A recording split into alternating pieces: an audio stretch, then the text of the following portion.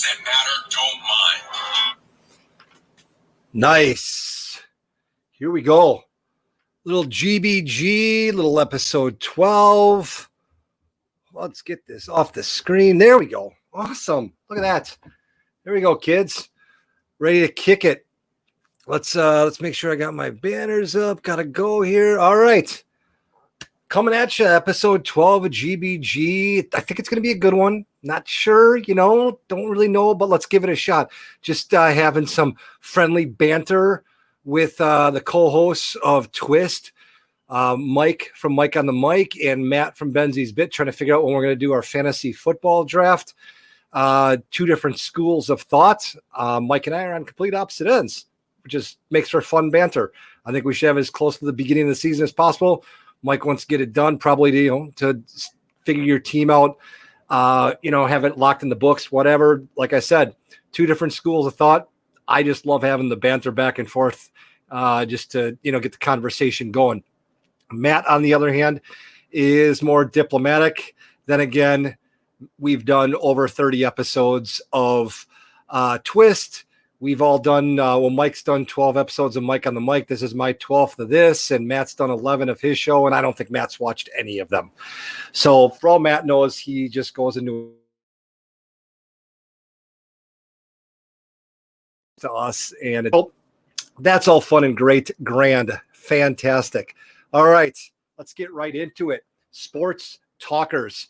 First things first, baseball started last week, Thursday. It was great to have baseball back. I know I've been giving baseball a hard time as far as the legalities and all the different behind the scenes corporate logistical things that they're doing. Bottom line is, it's not like basketball. It's relatively possible for basketball and soccer to do the whole bubble mentality and keep everyone secluded. You can't do that with baseball and with football, just because there's just too many players.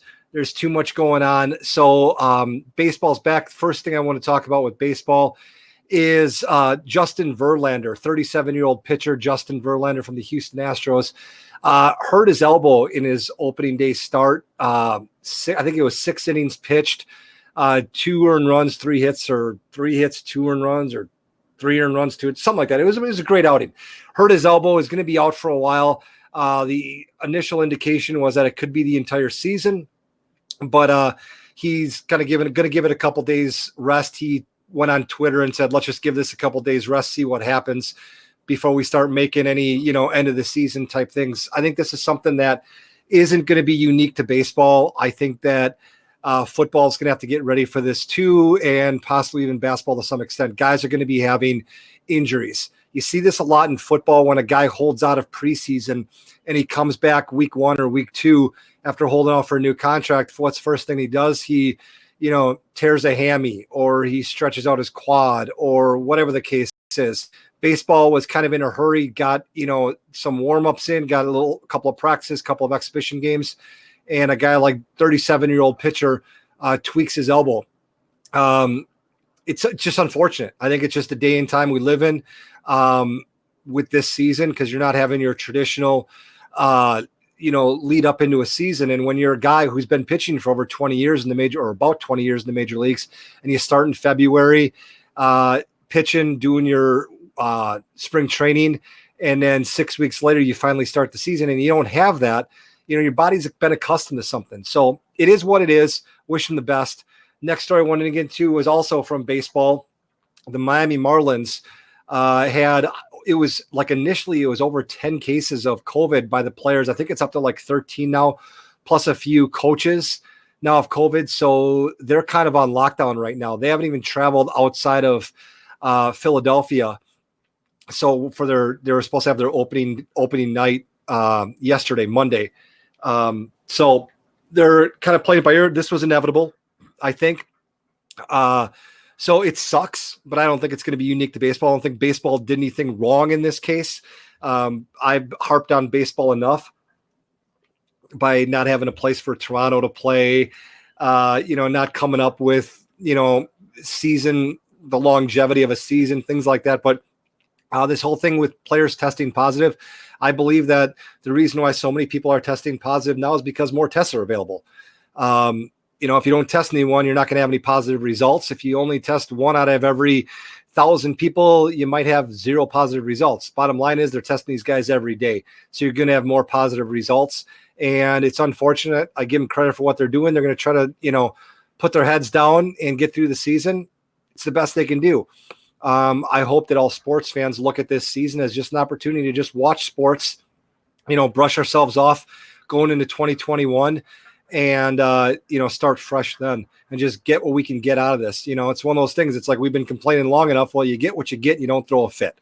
Teach that to my kids when they're about 4 or 5 years old. It's the same attitude we have to have. Whatever we get, we need to be appreciative of as sports fans. The next thing I wanted to get into is going along with this. The NFL has canceled all of their preseason games, and players didn't want to play in the preseason games anyway. I think some guys saw value in 2 games, weeks 2 and 3 of the preseason. Usually the first game of the preseason is just like a warm up. Number 2, you start playing your starters a little bit more. Week 3, the preseason is when a lot of these guys who are borderline are really getting a lot of playing time, and the start, mixing in with the starters, that number 4 wide receiver, that number 3 tight end, those types of guys are mixing in with the starters to give them a look. So they're not going to have any of that. So it is what it is. I think it was inevitable. But I think we just got to, take it for what it is and understand that this season is going to be a little difficult. We also have to anticipate there's going to be some injuries that we're not, used to. So, hold on, I got a guy here. I wonder who he's a fan of. Got a message here. Let's take a look at it. Let's see what it says. Green Bay Packers suck by Detroit Lions Jackson. I wonder who you're a fan of. How's that team doing over there in Detroit? Yeah, best real quick. I've stated this before on Twist. I still think Detroit Lions Jackson, the greatest pick the Packers ever had in their franchise history, was drafting Tony Mandrich instead of Barry Sanders. Why? It forced the executives in Green Bay to get rid of everyone, bring in Ron Wolf, bring in Mike Holmgren, which then next year brought in Reggie White and Brett Favre. 30 years of Super Bowl aspirations, 3 Super Bowl appearances, 2 Super Bowls. If we would have drafted Barry Sanders, we would have gone 8-8 every year and had to deal with Wayne Fonts for most of that as a head coach or a guy like him. But anyway, Detroit Lions Jackson, thanks for watching. I will continue to annoy you with all of this Packers suck, with all of my Packer talk. So, all right, next thing we're going to get into is you're better than that. So in the NBA, from an executive standpoint, I've given a lot of credit to. From a player standpoint, look, you guys are idiots, at least some of you. I give a credit to guys like LeBron James and players like that for taking a stand and doing what they feel is right. There's a lot of players like that. And then there's Clippers Lou Williams. Lou was given a pass to leave the bubble and go to his grandpa's funeral. Then his idiot buddy posts a message or a picture of him on some social media that he was eating chicken wings in a strip club. You're an idiot. First of all, find some new friends, you moron. If you're going to do something like that, you don't post on social media. Second of all, what are you doing? You're given an exception. You get paid millions of dollars and you've been asked to do simple things. Yes, you can leave. Pay respects to your grandpa's life. But do me a favor. Don't go in a strip club. Dude, now you got to sit on a 10-day quarantine and your team's got to start their, regular season or that condensed season without you. Sure, your teammates in the locker room really love the fact that you needed to put, a couple of 20s in some chick's G-string. I don't know why guys, fascinated by that anyway, but my point is you're an idiot and you deserve the 10-game suspension, the 10-day quarantine. And to be honest with you, it just shows your lack of intelligence. So it is what it is. I hope that the Clippers, maybe fall down in the 3 spot, even though they probably won't. And these players need to understand that when they put rules aside, it's not just for their protection. You're not bulletproof. it's to protect everyone else too. You're going to walk into this bubble and you could be bringing in the corona. No one wants to see that. So you know what? It is what it is, like I said, but you're acting the fool, I guess would be the best way to put it. And, you got guys like Zion Williamson, who left for an undisclosed personal matter, was given the same exception to leave. No pictures of him, no nothing of him. Good for you. Hopefully nothing comes out. If it is, I'll be eating my words, and you'll be in the same group as Lou Williams. But I don't think that's the case. Now he's got to sit out so Zion's got to sit out 4 days, take tests just to make sure that he's okay. But he knew that going in. Team needs you. Good for you. So anyway, let's get right into the next topic, which is the GBG moment of Zen. Like I said, I've been ripping on baseball from an executive standpoint for a long time, but what I really do think that they're doing that's really cool is they're finding a lot of unique ways to engage with the fans.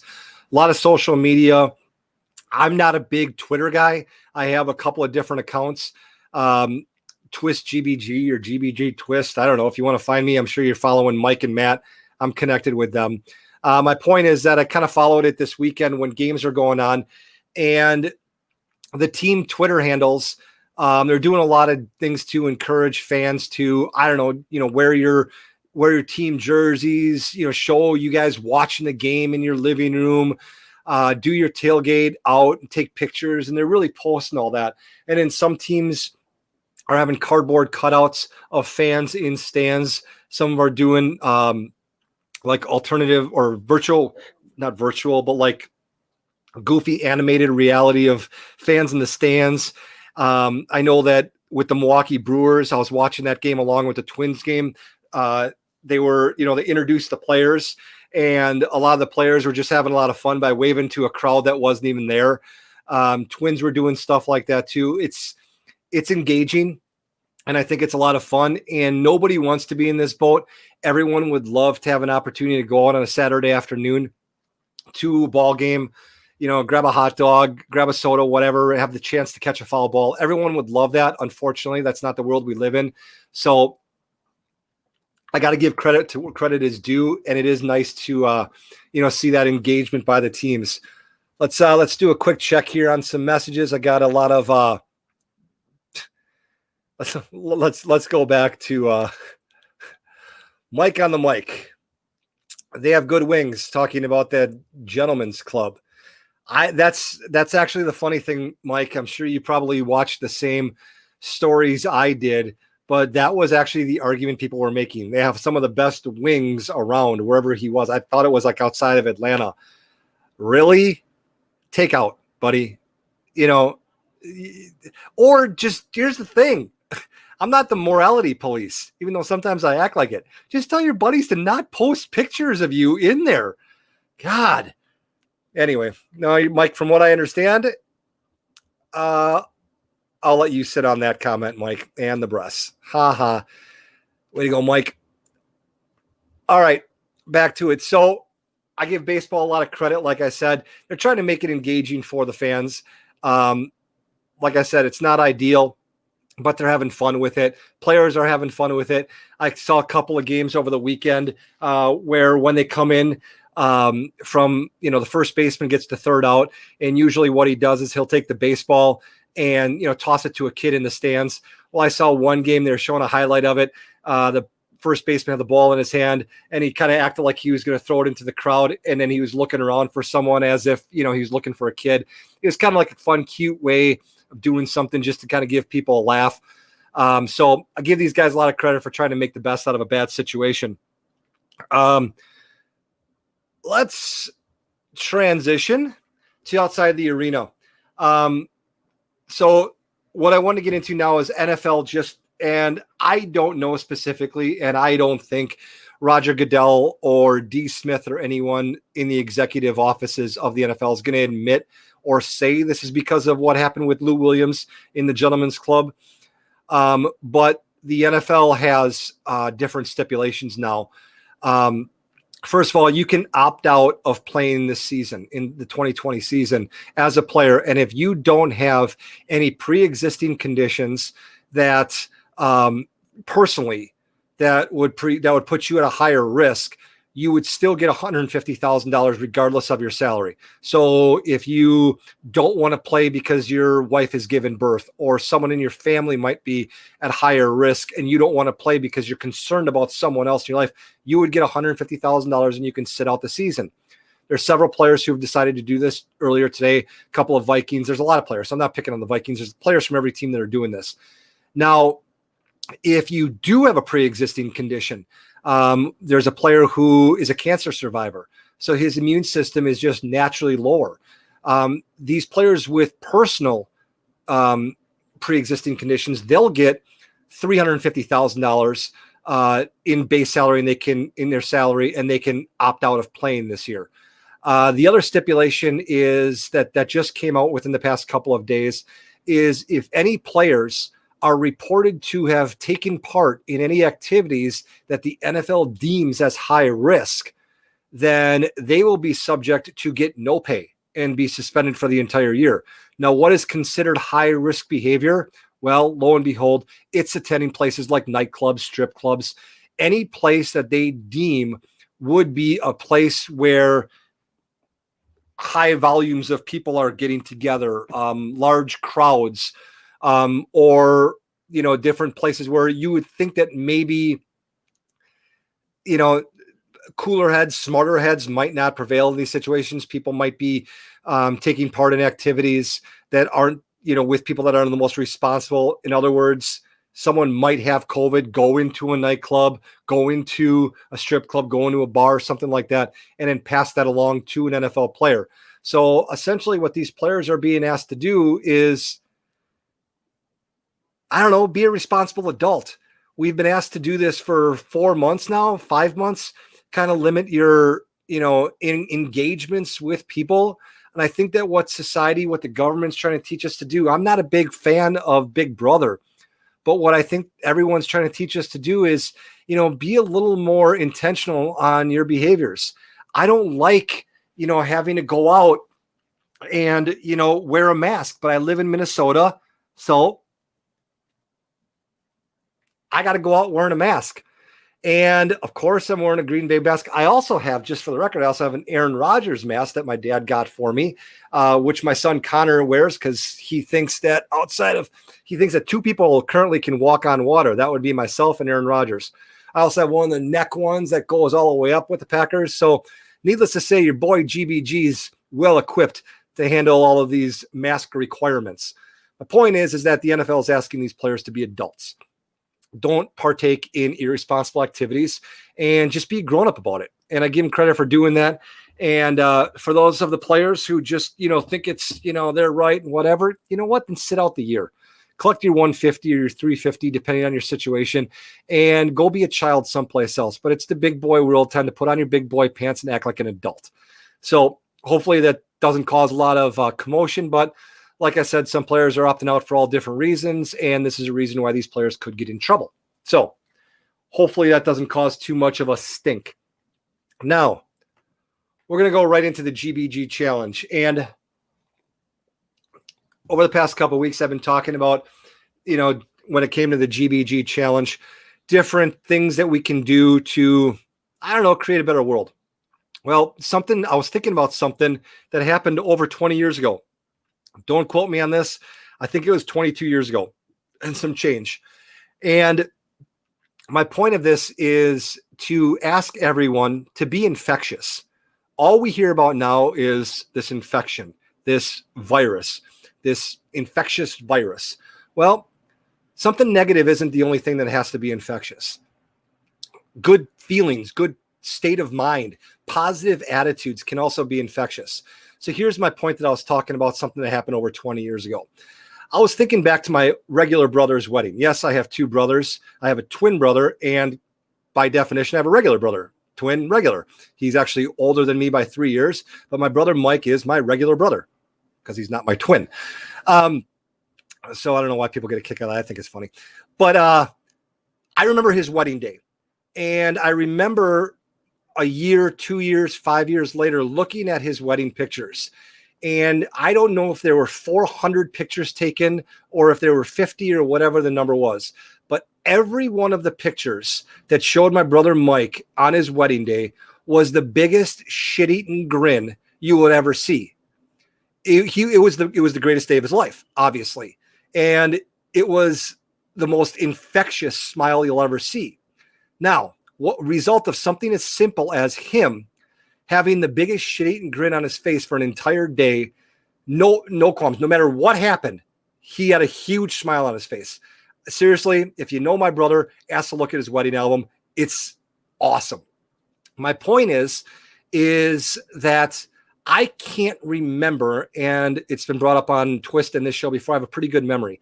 I have yet to ever hear anyone from that day say something unfortunate or bad about that wedding.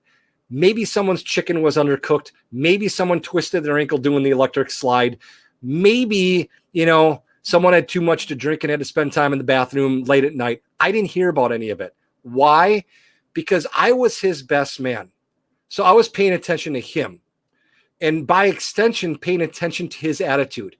He had the greatest attitude I've ever seen anyone have for one particular day. So the only thing I remember from that day is it was a great day because he was having a great day. It was infectious to me. And by extension, I'm pretty sure it was infectious to a lot of people. Now, having said that, we can go through life this next week, let's just say, and have an attitude of, oh, the weather's miserable and I got this and, I don't get my $600 anymore, whatever the case is. Or we can strap up our bootstraps, make the best of whatever we're going to have for that day, put a smile on our face and make it, the best day possible and be infectious to someone else. And if we're having a down moment, I'm not saying fake happiness. I'm saying look to someone in your life that you can draw positive vibes from. Because what's going to happen? It's going to be contagious. Just like COVID-19, positive attitudes and positive frame of mind can also be contagious. Go with it. Trust me on this one. I know it works. That's all I got, folks. Let me take a quick look at the time here. Boom. Spot on. Appreciate it. Thanks for joining me once again. Twist. Mike on the mic, Benzi's Bit. You can find us on Twist. You can Twist Sports Talk. You can find us on the RTF Sports Network. Facebook. Right now I'm on Facebook Live. YouTube. Probably by tomorrow this will be on YouTube. Go with it. Have fun. Enjoy the rest of your week. Enjoy the rest of the month. Enjoy your summer. Enjoy your life. Have fun with this. Go get them. Take it easy. GBG out.